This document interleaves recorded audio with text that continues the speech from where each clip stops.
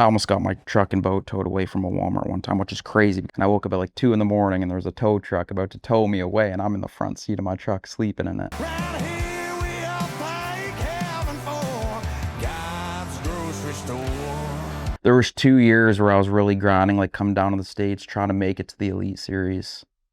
I think I slept in my truck more than I did a bed for 2 years straight. Yeah. Like straight grinded. And it was fine. I enjoyed it. Like I'm an outdoorsy kind of guy. Like I enjoyed it. As like camping out. We did tents and Dad was around for a lot of that too. We'd go to a tournament, sleep in a tent, and we enjoyed it, but at the same time, like it was still a grind. Like you're on a budget. Yeah. Like I don't have unlimited money. Like this is what I can spend this week. This is what I can spend that week.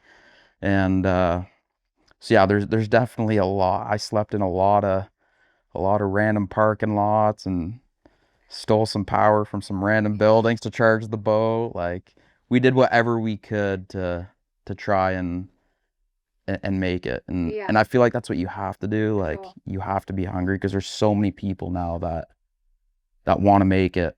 Yeah. And it really comes down to like who works the hardest and who wants it. For sure. Talking about that whole plan B thing, it's funny because like growing up, my parents were always like, my mom was worried about me. I'm not gonna lie. She's like, Coop, what are you gonna do? Like, Yeah. and I'm like, I'm gonna be a professional bass fisherman. And like told my teachers that. They're like, really? Like, but like I literally did not have a plan B. And when you don't have a plan B,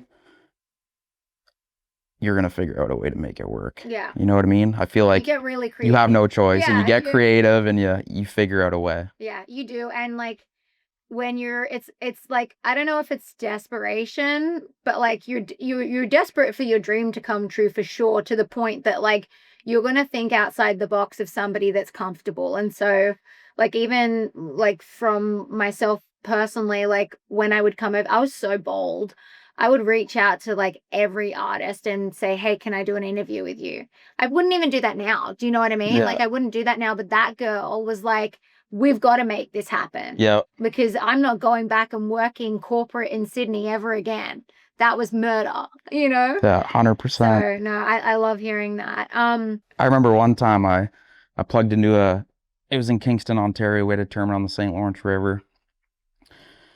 And again, I'm on the road, like I'm living in my truck. Like I'm just sleeping in random parking lots, Walmarts, and I almost got my truck and boat towed away from a Walmart one time, which is crazy because I've slept at a million of them. Yeah. But apparently this one you weren't allowed to sleep at. That's weird. And I woke up at like 2 in the morning and there was a tow truck about to tow me away, and I'm in the front seat of my truck sleeping in it.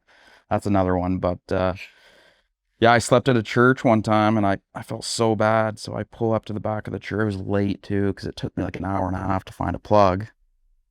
I pull into the back of this church. I'm like, okay, I gotta make sure I'm up for 8 o'clock before everyone gets here. And then it was Sunday. Yeah.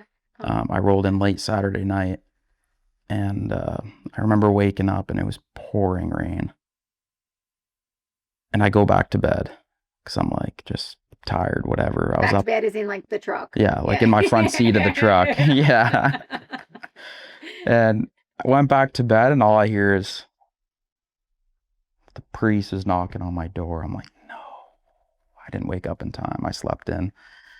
And he's like, and I have my 100-foot extension cord, like I'm in the middle of the parking lot. 100-foot extension cord We got church.